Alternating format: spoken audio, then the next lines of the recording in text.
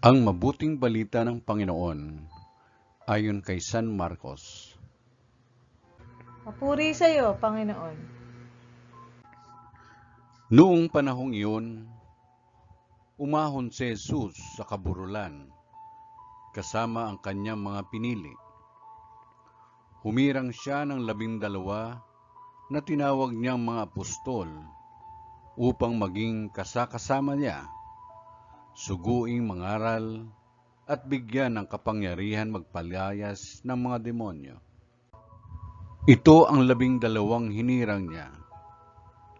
Si Simon na tinagurian niya ng Pedro, si Santiago at si Juan na mga anak ni Zebedeo, sila'y tinagurian niyang Boanerges, na ibig sabihin mapupusok. Sina Andres, Felipe, Bartolome, Mateo, Tomas, Santiago na anak ni Alfeo at Tadeo, si Simon na makabayan, at si Judas Iscariote na siyang nagkanulo sa kanya.